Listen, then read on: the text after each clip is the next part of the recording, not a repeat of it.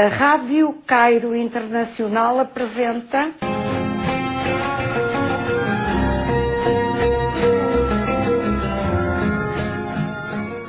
Lendas Lusófonas Eternas.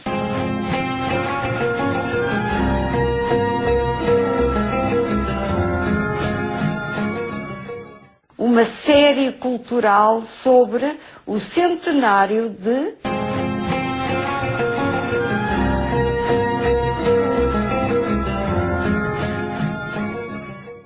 referências da cultura lusófona.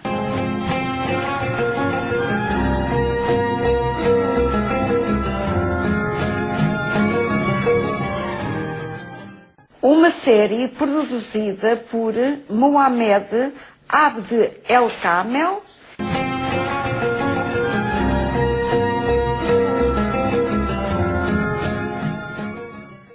Na edição de hoje, temos a maior honra de celebrar o centenário de 3 ilustres figuras literárias brasileiras: Lígia Fagundes Telles, Milor Fernandes, Fernando Sabino. Sobre esta data comemorativa, vamos ouvir a elite das ilustres escritoras e escritores e especialistas na literatura lusófona: Rosabela Afonso, Ulisses Silva, Suênio Campos de Lucena, Marcos Vinícius, Antônio, do Programa de Leitorado da Embaixada Brasileira no Equador.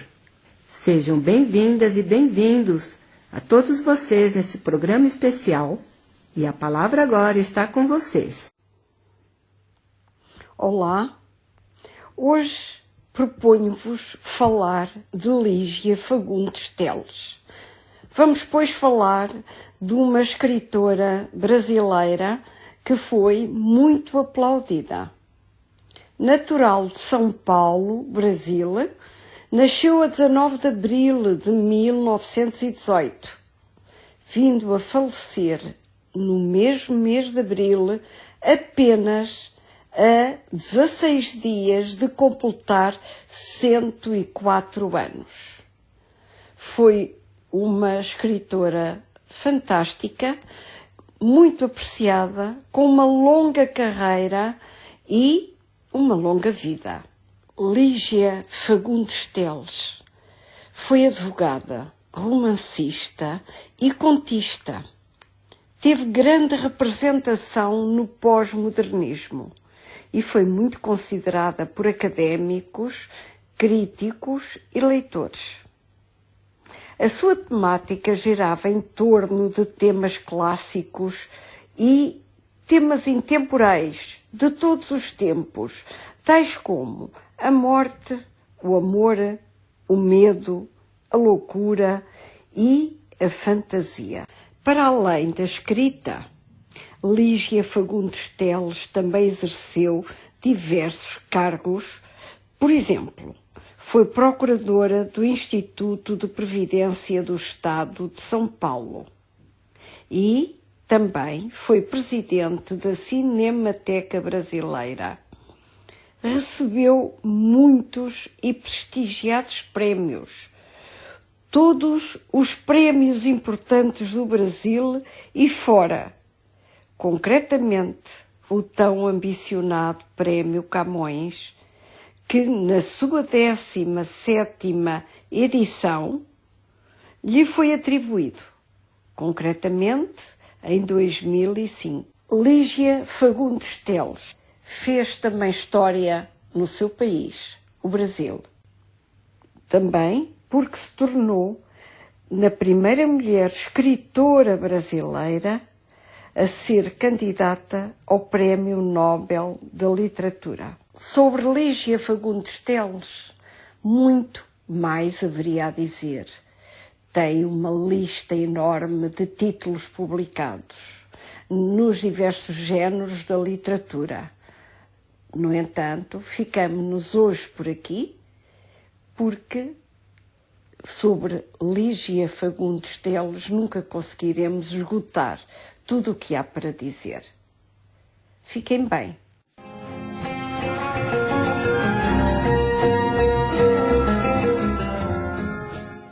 Lígia Fagundes Telles é uma autora que nasceu e viveu durante toda a sua vida na cidade de São Paulo. Lígia entrou na Academia Brasileira de Letras em 1985. É, sem sombra de dúvida, uma das grandes, se não a maior escritora brasileira, ao lado de Clarice Lispector, ao lado de Raquel de Queiroz.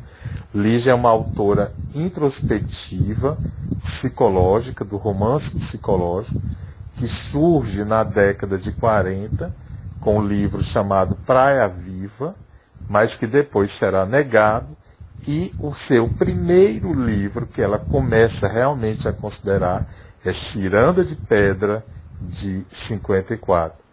Livro que foi adaptado como telenovela para a Rede Globo de televisão 2 vezes, na década de 80 e nos anos 2000. Lígia é uma autora de muito destaque, de muitos nomes, é uma autora premiada, adaptada para diversos gêneros, teatro, cinema, uma autora adotada em escolas e faculdades de todo o Brasil e traduzida para mais de 30 línguas. É uma autora que tem um grande reconhecimento pelo seu texto minucioso, um texto detalhista, um texto que mais sugere do que afirma, um texto que trabalha com os grandes temas da humanidade: solidão, morte, loucura, temas que estão sempre no imaginário coletivo. Eu vou enviar um vídeo para você, onde você pode perceber ainda mais a dinâmica da grande escritora de contos e de prosa e de romance chamada Lígia Fagundes Telles.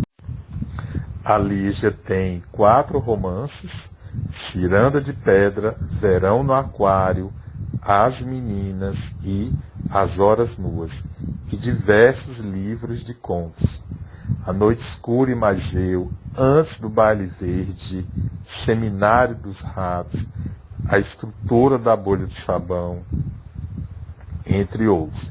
Nos últimos anos, ela lançou alguns livros de memória, dos quais eu organizei. Durante aqueles trancha de 2002. Antes, ela já tinha lançado um livro de memória chamado Invenção e Memória. Lígia não separa a memória da sua criação. Ela continua inventando e continua criando, mesmo nos seus livros de memória. Não tem como você separar a sua ficção dos seus relatos da memória. É uma literatura que tem muita repercussão dentro e fora do Brasil, por tratar, sobretudo, das grandes questões da humanidade.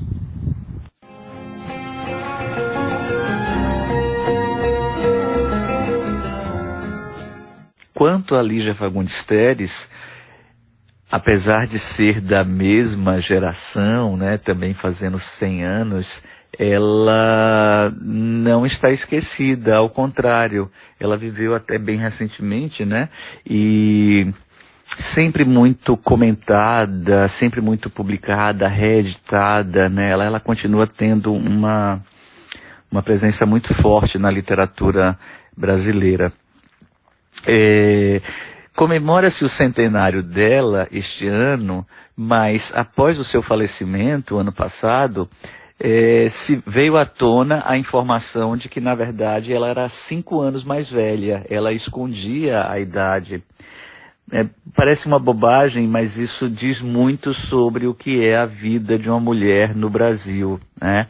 Ela precisou mentir a idade porque realmente das mulheres se cobra a juventude, né? Se cobra beleza, juventude, e ela precisou lutar muito contra isso. Ao contrário do Fernando Sabino, a literatura de Lígia Fagundes Telles é mais complexa e traz uma sofisticação na complexidade. A Lígia é uma estilista, é uma escritora preocupada com uma frase mais cirúrgica, né? As suas narrativas, principalmente os contos, são muito fortes, né? Tem uma preocupação política muito grande e uma preocupação com o lugar da mulher no mundo, né? E com laivos, né? Com aspectos do mistério, do terror. Ela é muito influenciada no começo da sua literatura, muito influenciada pelos contos de terror do Edgar Allan Poe, né? Além da influência principal do escritor Machado de Assis.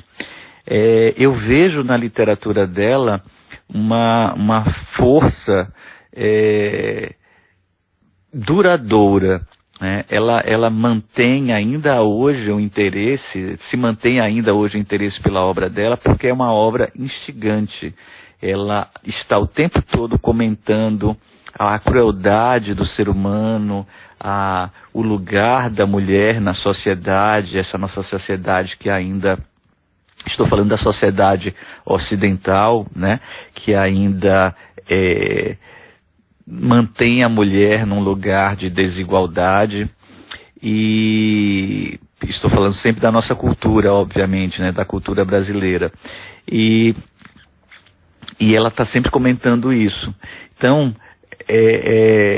mas, sobretudo, o importante, eu acho que o que a mantém em evidência é a qualidade do texto. A Lígia Fagundes Telles é uma grande escritora, talvez uma das maiores desse país, e quando eu digo maiores, entre homens e mulheres, né, ela rivaliza entre as mulheres com a Clarice Lispector, e está com certeza entre os 5 maiores escritores brasileiros. Lígia e Clarice estão entre os 5 maiores escritores brasileiros, com certeza. E porque a qualidade, a sofisticação do estilo dela é algo assim inacreditável.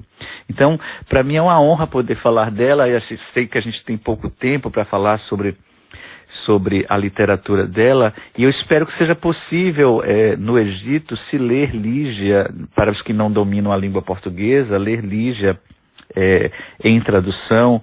Eu tenho certeza que, principalmente os contos de mistério, que têm uma universalidade, né? Elas são contos que alcançam qualquer cultura, né? Eu tenho certeza que ler Lígia Fagundes Telles é um grande prazer para qualquer pessoa que tenha essa oportunidade. Muito bom poder falar dela.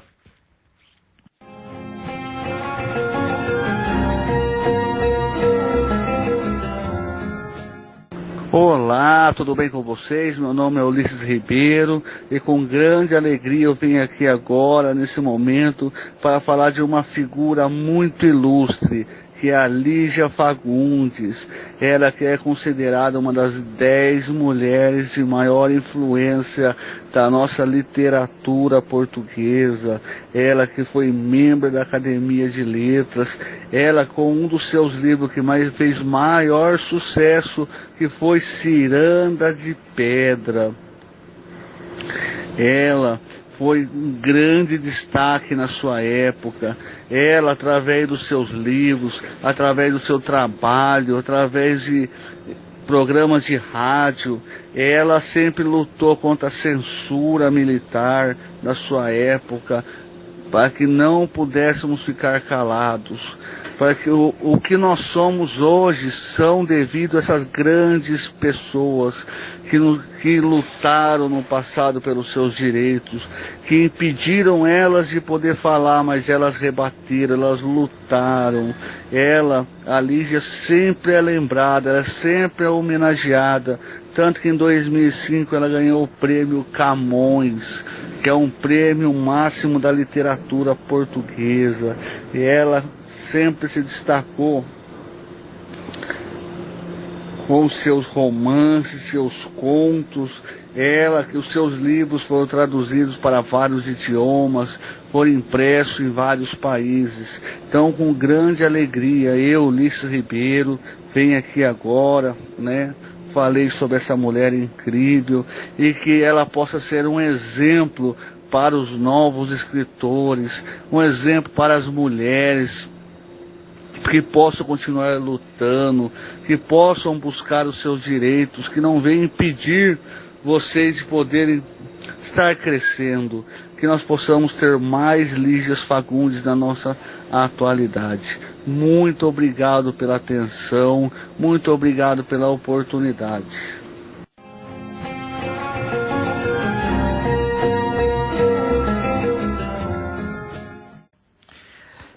Você me pergunta sobre os centenários tanto do Fernando Sabino quanto da Lígia Fagundes Telles.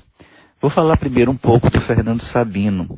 Fernando Sabino é um escritor muito profícuo, né? Ele escreveu muito ao longo de sua vida e tem uma escrita simples, podemos dizer assim, uma escrita simples, não simples de ser pouco sofisticada, ao contrário, é uma escrita muito sofisticada, mas uma escrita muito próxima da crônica, né? De uma linguagem muito acessível. Não por acaso, ele é um escritor bastante adotado em escolas para estudantes do ensino médio, alunos em torno dos 15 anos de idade.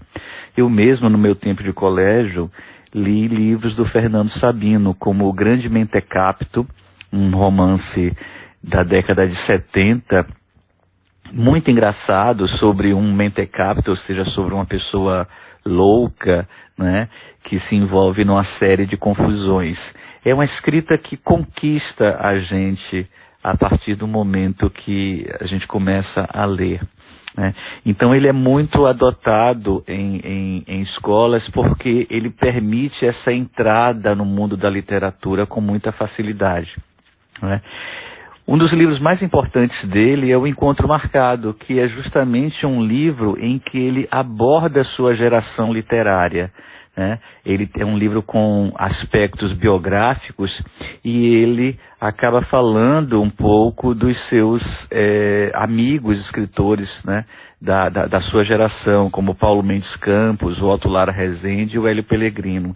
Então, é uma literatura que dá conta de uma geração do Brasil, e lá pela década de 50, e mostra muito uma ambiência cultural, principalmente do Rio de Janeiro e principalmente dos mineiros que chegaram ao Rio de Janeiro. Fernando Sabino é original de Minas Gerais, né? E no Brasil, o centro cultural sempre foi o Rio de Janeiro. Hoje em dia, São Paulo, muito forte, mas sempre foi o Rio de Janeiro. Então, ele fala muito dessa migração cultural para o Rio de Janeiro, de escritores que vão para o Rio de Janeiro para ganhar a vida, para publicar, porque era lá em que tudo acontecia.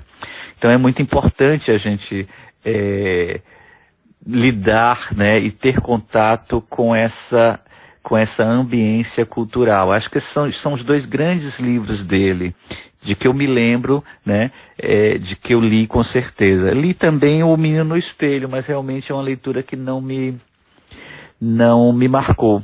Certamente não me marcou. Hoje em dia, o Fernando Sabino anda um pouco esquecido, né? Eu acho que já no final da vida dele, ele já tinha sido posto um pouco de lado, infelizmente, e anda um pouco esquecido. A literatura mudou muito no Brasil, né? E essa literatura feita por ele é uma literatura que está um pouco esquecida. Esperemos que a partir desse centenário dele haja uma retomada da leitura do Fernando Sabino.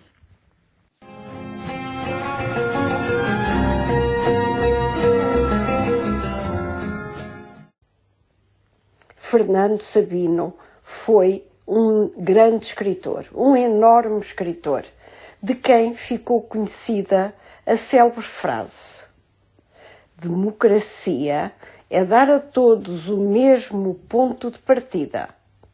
O ponto de chegada depende de cada um. Hoje recordamos Fernando Sabino. Fiquem bem. Por curiosidade, deixo aqui que, em 1984, muitos anos antes de morrer, Milor Fernandes escreveu aquilo a que chamou um poeminha com saudade de mim mesmo. Passo a dizer: quando eu morrer, vão lamentar a minha ausência. Bagatela, para compensar o presente em que ninguém dá por ela. Assim era Milor Fernandes. Digamos que um sentimental muito crítico, que fazia as suas críticas com um humor sempre muito acutilante. Fiquem bem.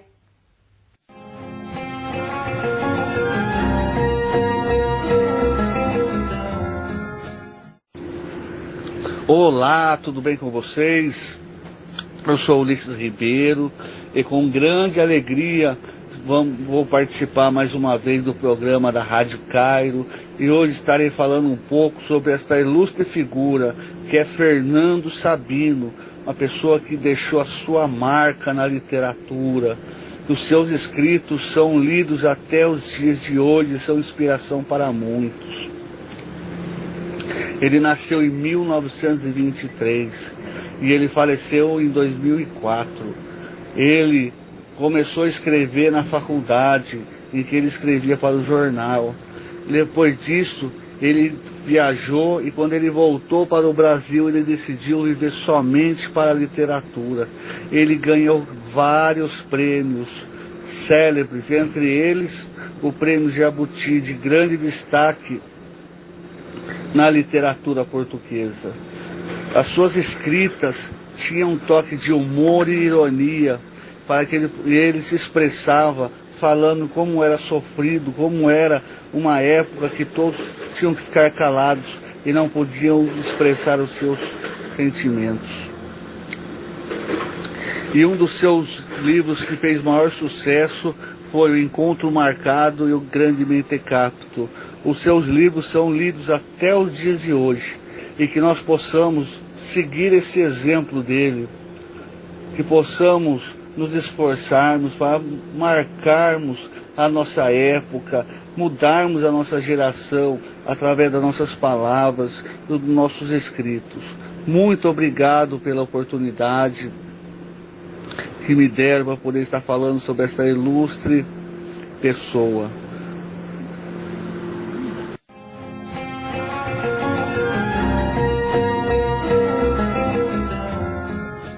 Destas suas experiências, em particular desta última, colheu inspiração para a sua escrita, concretamente para o seu livro O Grande Mentecato.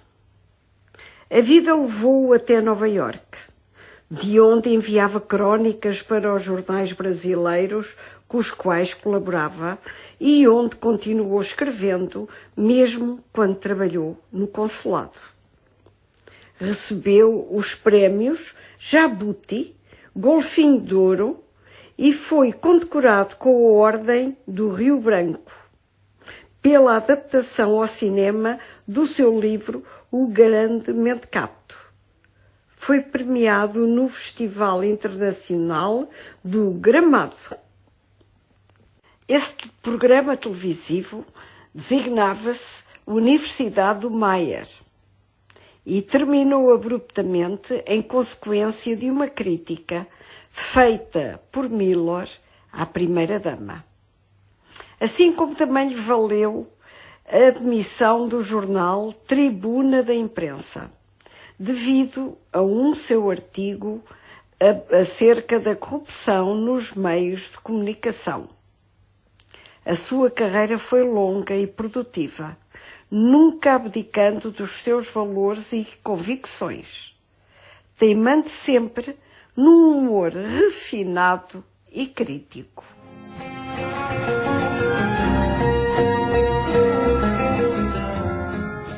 Olá, bom dia, boa tarde, boa noite a todos. Meu nome é Antônio, sou leitor do Instituto Guimarães Rosa, aqui em Quito, no Equador, e gostaria de falar um pouco hoje sobre a vida e obra de Milor Fernandes, né, que foi um importante dramaturgo, cartunista, humorista e escritor brasileiro.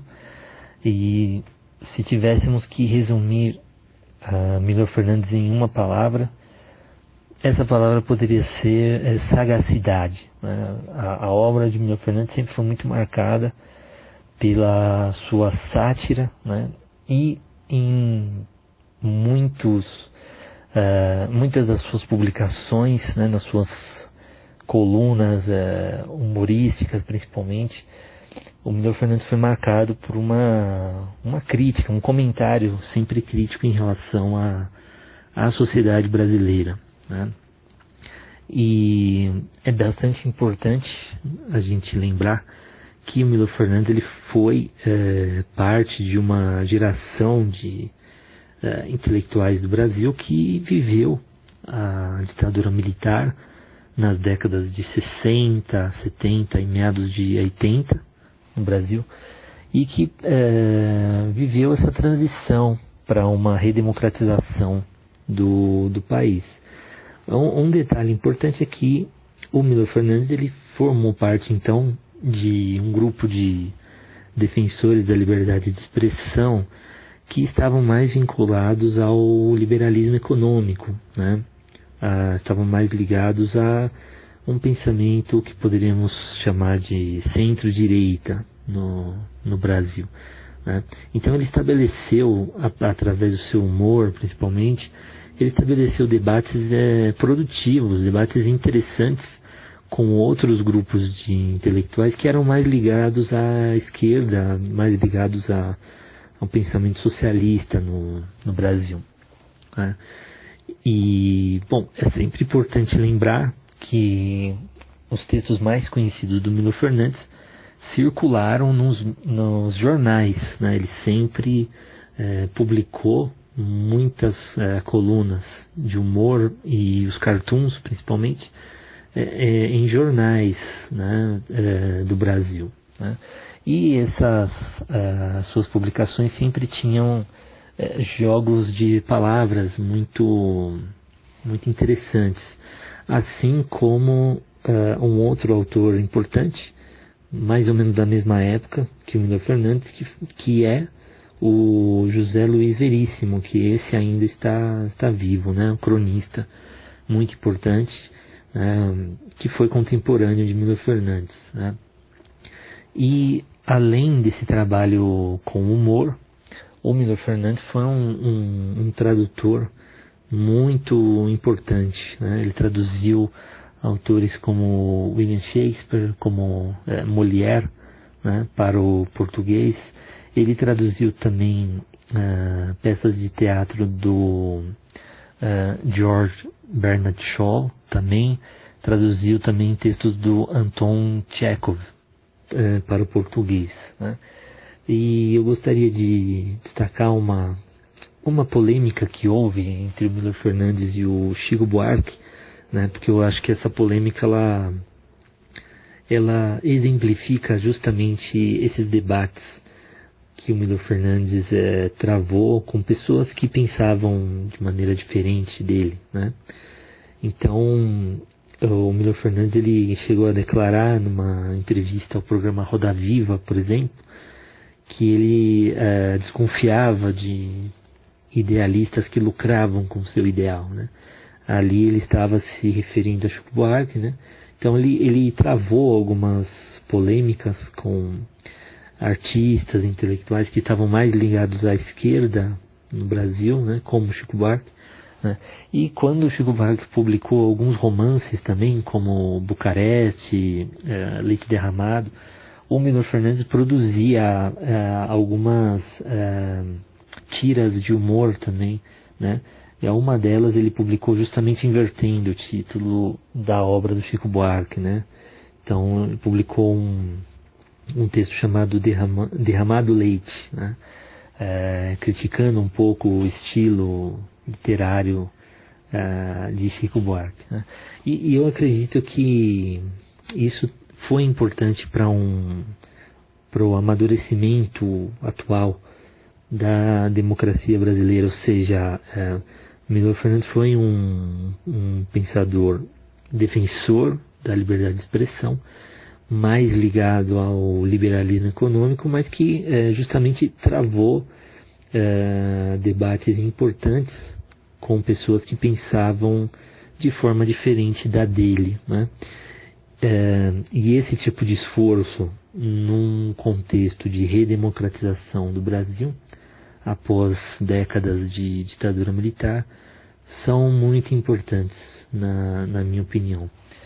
Então, em resumo, podemos dizer que, além de um importante tradutor, humorista, escritor, Milor Fernandes foi um importante defensor da democracia no Brasil também, principalmente do debate de ideias e da liberdade de expressão. Muito obrigado, um abraço a todos.